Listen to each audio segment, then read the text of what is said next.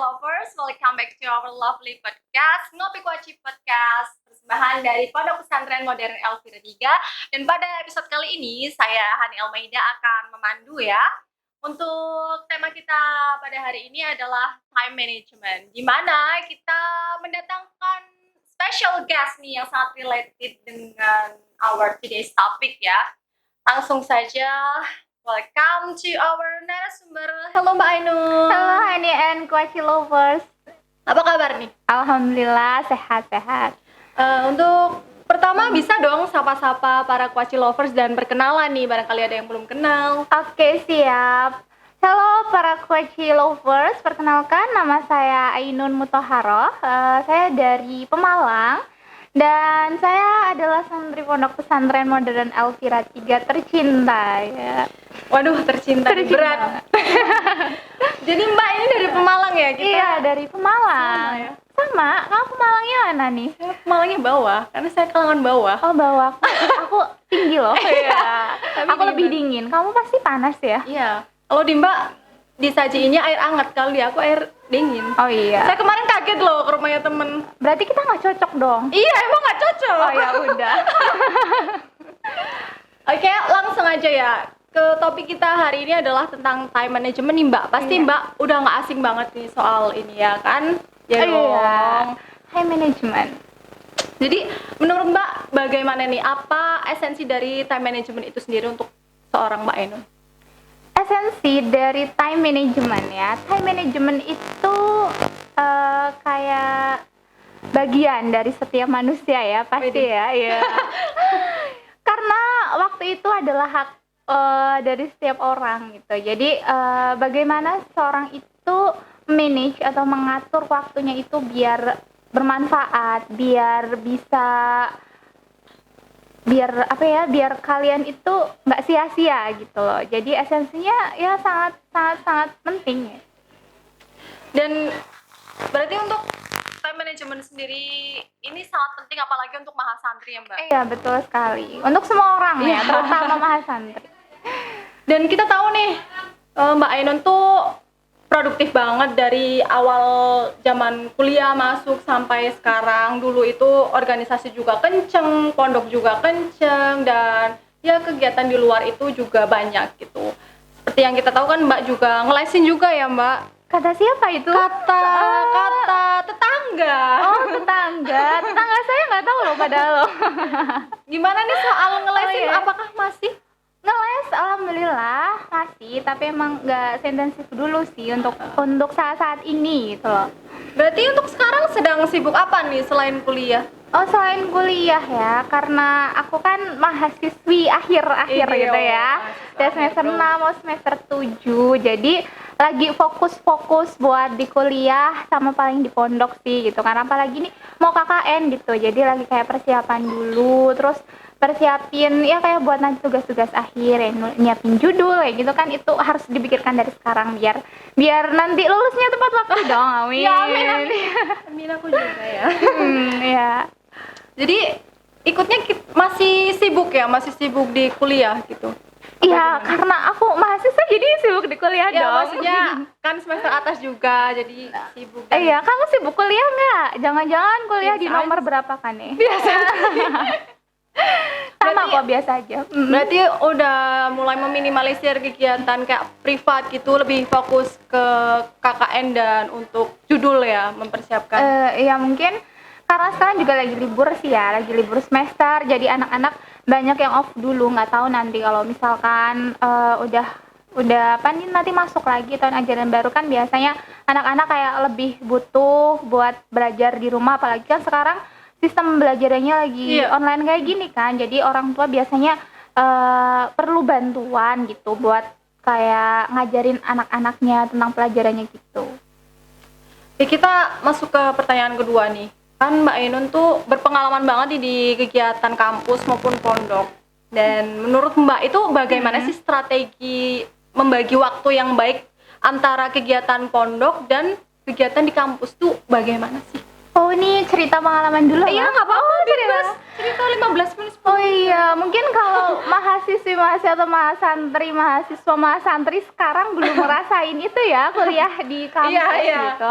Alhamdulillah, pas pertama saya masuk, kamu juga ya masih merasakan Tahu dong. rasanya kuliah di kampus gitu ya. Jadi masih merasakan bagaimana kita harus datang ke gedung UKM ya kan, terus nanti di mana pulang pondok harus ngurusin ini, terus nanti ngurusin tugas-tugas ke perpus kayak gitu kan.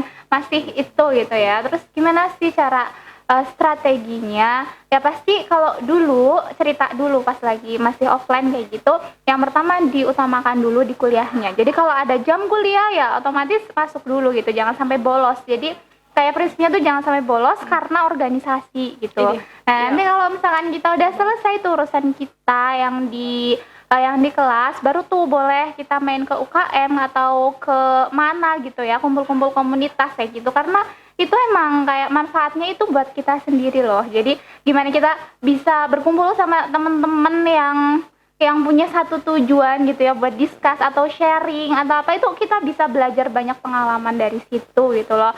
Terus nanti pas saat kita pulang ke pondok, kita harus ngurusin gimana ya di aktivitas di pondok itu juga gitu kan, kayak buat proses pendewasaan kita juga sih, biar nanti nggak kaget lah kalau misalkan kita udah di masyarakat. Ya tadi setuju banget nih sama Mbak Inun bilang kita tuh harus selalu mengutamakan, ya kalau dibandingkan dengan organisasi tuh kuliah lebih nomor satu lah ya. Iya, karena kayak organisasi itu kayak buat ngembangin diri kita gitu. Dan itu juga penting karena misalkan kita cuma hanya mengandalkan belajar kita di kelas, itu masih kurang. Bagaimana kita bisa mengembangkan diri kita kalau kita udah punya cuma bekal yang ada di kelas itu gitu sih. Intinya kalau untuk yang pembelajaran di kelas itu teorinya dan di masyarakatnya itu gimana kita mau. Ya. Untuk selanjutnya nih, menurut Mbak Inun, mengapa santri perlu memanajemen waktu, khususnya mahasantri nih? Karena kan kita sebagai mahasantri, mahasiswa juga santri kan punya dua kewajiban gitu. Menurut Mbak Inun, bagaimana sih santri perlu memanajemen waktu? Bagaimana santri perlu memanajemen waktu? Santri ya, kata-kata santri itu sungguh sangat istimewa banget ya kan. Karena gimana sih nggak istimewa gitu, daripada teman-teman mahasiswi di luar sana gitu, mungkin yang nggak mondok gitu, atau mungkin yang mahasiswa sini tapi nggak mondok gitu. Kalau kita menangkap sebagai santri itu keuntungannya justru sangat lebih banyak gitu ya.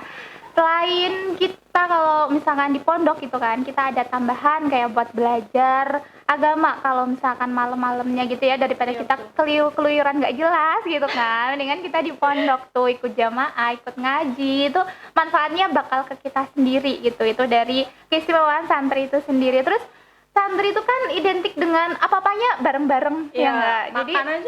Jadi kita bisa belajar dari situ ya, belajar kerjasama, belajar latihan buat kayak Brian gitu lah, maksudnya merelakan untuk berbagi ya, kayak gitu sih. Jadi kenapa santri itu perlu manajemen? Jadi selain kayak keuntungan yang tadi sudah saya sebutkan, kalau manajemen waktu itu juga penting gitu. Jangan sampai karena tadi keistimewaan itu ya, karena kita ngaji dan yang semua, kita jadi lupa waktu gitu. Jadi seorang mahasantri pun harus tahu porsinya gitu, tahu porsinya bagaimana dia harus belajar, bagaimana dia harus ngaji, bagaimana dia harus tidur, bagaimana dia harus bermain kayak gitu. Jadi tergantung dari pribadi masing-masing buat manage dirinya, karena setiap orang itu punya ini ya, tahu dirinya sendiri lah kayak gitu, tahu mana yang bermanfaat buat dia, mana yang nggak bermanfaat gitu. Ya. Itu dengerin ya para mahasantri. Jadi mahasantri itu spesial banget. Kita tuh nggak cuma mahasiswa, kita juga santri yang di samping kita dapat ilmu perkuliahan, kita juga dapat ilmu agama, begitu ya Mbak ya. Jadi oke banget ya. Jadi mondok yuk gitu. Ayo mondok ya. Kalian sama si Elvira nih, mondok di sini enak loh. Walaupun udah gede ya, tapi kita tetap keren loh, masih mondok loh. Walaupun saya juga pertama kali, tapi ya that's really good. Sama loh, ini juga pertama kali. Menyenangkan. Ya, untuk itu kan tadi bagaimana santri perlu memanajemen waktu dan ketika santri itu tidak bisa gitu, tidak bisa membalance antara kegiatan kampus dan kegiatan pondok, itu efeknya akan bagaimana sih Mbak ke santrinya itu sendiri? Dampaknya ketika santri tidak bisa memanage waktu dengan baik. Oke, ya banyak lah fenomena yang kita lihat gitu ya. Mungkin ada seorang santri yang lebih condong aktif di luar, Ya, atau betul. mungkin nanti jadi mengabaikan pondok itu hanya sebagai tempat tinggal atau hanya buat numpang mandi kayak gitu ya Allah ya. Enggak sih, itu juga sebenarnya bagus, baik gitu loh. Cuman kan ya harus harus bisa memanage itu tadi ya, memanage. Jadi bagaimana caranya dia itu menghandle urusan di luar diselesaikan, nanti di pondok kan ada aturannya ya diikutin juga gitu loh. Bagaimana dia itu bisa bertanggung jawab antara kewajiban dia di dalam maupun di luar gitu. Terus ada lagi fenomena misalkan santri yang nggak bisa manajemen karena dia lebih suka menghabiskan waktunya di kamar dengan ngegame atau tidur gitu ya, daripada untuk mengikuti aktivitas pondok seperti ngaji, jamaah gitu kan. Itu pasti efeknya akan ke dia sendiri. Ketika teman-teman yang lain lagi ngaji, otomatis dia dapat benefitnya gitu kan. Tapi kalau dia tetap di kamar dan nggak ngikutin, ya dia yang bakalan rugi sendiri gitu. Mungkin seperti itu Mbak Hani. Iya, itu dengerin ya para Waci lovers terutama nih santri-santri Elvira 3 ya, jangan hanya tidur ya, ikut ngaji, ikut segala aktivitas yang ada di Elvira ini gitu. Aktif aja di sini karena asik kok. Iya, manfaatnya juga banyak loh ya. Ini aku ada pertanyaan opsional nih Mbak. Mbak bisa pilih ya. Enggak, bukan tambahan. Oh, no. Pertambahan additional question. Additional. Itu tentang bagaimana sih Mbak itu melihat kalau di Elvira ini kan kita tahu ya kebanyakan kan kayak rada sulit untuk di direct mengikuti kegiatan pondok ya kan. That's the fact, isn't it? Ya. Itu bagaimana sih solusi dari Mbak untuk apa ya istilahnya agar itu tidak berjalan secara kontinu gitu, mengajak mereka untuk aktif dan tidak cuma di kamar doang. Sebenarnya buat teman-teman santri yang mungkin hanya susah gitu ya, susah buat diajak ngikutin kegiatan pondok itu, kita tuh harus tahu dulu sebenarnya tujuan kita di sini tuh apa, tujuan kita mondok itu apa sih gitu. Mungkin bagi teman-teman santri yang seperti itu yang tadi disebutkan Mbak Hani itu kayak belum ngerasa kalau di pondok itu buat ini kayak gitu. Jadi mungkin masih memikirkan keegoannya dia yang mungkin dulu mungkin ada beberapa faktor, mungkin ada yang terpaksa mondok karena emang wajib 1 tahun atau apa kayak gitu. Mungkin sekarang bisa dirubah gitu pemikirannya. Bagaimana saya itu bisa hidup di pondok tapi waktu saya juga bisa bermanfaat gitu. Mumpung ada kesempatan ya silahkan untuk bisa diikuti segala aktivitas yang ada di pondok. Dan pondok kan juga punya aturan. Pondok di sini juga sangat mendukung ya, mensupport kegiatan kalian di luar juga tidak membatasi. Jadi ya alangkah baiknya kalau ada keterbukaan juga dari mereka antara aktivitas mereka dengan yang di pondok. Insya Allah kita akan mentolerir dan juga akan apa ya biar sama-sama enak jalannya kayak gitu sih. Dan yang pasti coba dirasakan aja kalau pondok itu serasa di rumah sendiri. Jadi bagaimana kita harus membuat suasananya itu nyaman gitu, karena nyamannya pondok adalah ketika kita juga merasa nyaman gitu. Jadikan seperti kayak rumah sendiri aja. Kalau rumah kita kotor, rumah kita nggak nyaman ya pasti kita nggak betah gitu. Ya tapi dari Elvira 3 ini sendiri sebenarnya memang mensupport sekali ya segala kegiatan mahasiswa. Kayaknya memang yang paling bagus lah di sini tuh kayak apa ya, untuk mahasiswa sendiri itu apa ya, gimana ya Mbak, itu maksudnya tuh kayak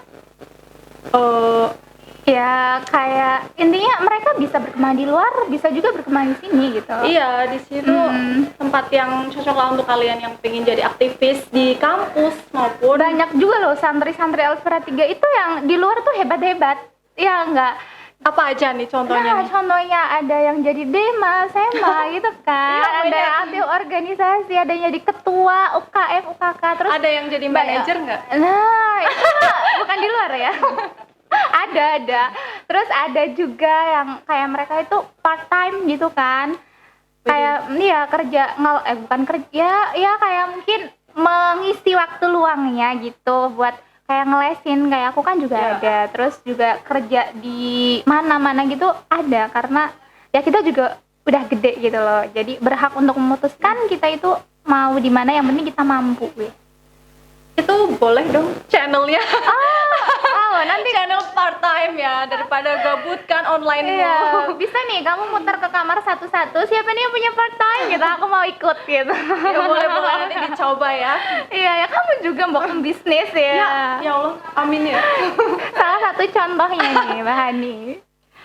Balik lagi nih ke time management, itu memang santri itu diwajibkan untuk mempunyai skill memanage waktu yang baik ya. Dan menurut Mbak nih, bisa sharing dong bagaimana tipsnya nih untuk mahasantri dalam memanajemen waktu agar antara satu sama lain itu bisa balance gitu. Tidak berat satu gitu loh. Tidak berat satu. Oke, yang pertama mungkin yang harus jadi tujuan utama kita, prioritinya itu apa dulu gitu ya. Tujuannya kita itu apa dulu. Nah, lakukan yang jadi prioritas itu dulu. Setelah kalian sudah melakukan prioritas itu, baru kalian bisa melakukan hal-hal lain yang itu mungkin kesenangan kalian, hobi kalian gitu, yang bisa mensupport apa priority kalian. Nah, mungkin ada beberapa tipe anak gitu ya, yang kayak manajemen waktu itu harus dijadwal gitu, biar teratur, continue kayak gitu. Ada ya, silahkan dilakukan. Atau mungkin ada bahkan orang yang nggak suka teratur seperti itu, tapi yang penting mungkin hari ini pagi nih, baru bangun pagi, hari ini aku harus melakukan apa kayak gitu. Mungkin itu bisa juga dilakukan biar nanti lebih terstruktur gitu ya. Itu mungkin jadi dari sisi orang yang suka terstruktur kayak gitu. Tapi mungkin kalau orang yang suka yang ngalir kayak gitu, itu Let it flow aja. Iya, yang penting pas awal pertama kalian bangun tidur tuh kalian udah harus punya prinsip, pokoknya waktuku harus bermanfaat. Entah itu apapun nanti. Tidur bermanfaat, ya istirahat ya. Ya, seperti itu sih. Jadi sebenarnya mengatur waktu itu tergantung pada diri kita sendiri. Iya, tergantung diri kita. Bagaimana cara kita mengenali diri dulu kan. Dari diri saya pribadi pun saya belum bisa manage waktu dengan baik gitu loh. Tidak lah, kita sebagai santri Elvira melihat Mbak Ainun itu kan hebat banget kan ya. Kampus oke, pondok oke, di luar private juga oke. Itu lebay sekali. Ya enggak lah. Makanya pantas menjadi manager ini ya kan. Bagus. Sepertinya questionnya sudah habis Mbak. Apakah ingin ditanya-tanya lagi atau tidak? Sebenarnya udah cukup juga ya.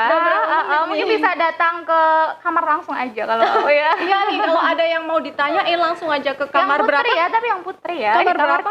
Kamar 3. Ya. Untuk sesi kali ini mungkin dicukupkan, dan kalau misalkan nih dari Quashi Lover semua punya ide atau ingin membicarakan sesuatu, boleh calling tim kreatif Elvira 3, mau jadi narasumber boleh, mau jadi moderatornya juga boleh, kita welcome banget kok. Silakan, tinggal calling aja ya kan Mbak? Iya. Ini sangat support ya buat kreatif Elvira 3. Terima kasih. Kreatif Elvira hebat banget. Dan anyway, thank you very much nih udah meluangkan waktunya di sela-sela kesibukan untuk mengisi podcast kali ini. Terima kasih juga buat Hani yang udah memandu podcast ini, dan para Quashi Lovers yang udah mendengarkan ya. Iya, semoga apa yang Mbak Ainun tadi diskusikan bermanfaat bagi Quashi Lovers semuanya. Amin. Ya. Mungkin kita cukupkan podcast episode kali ini.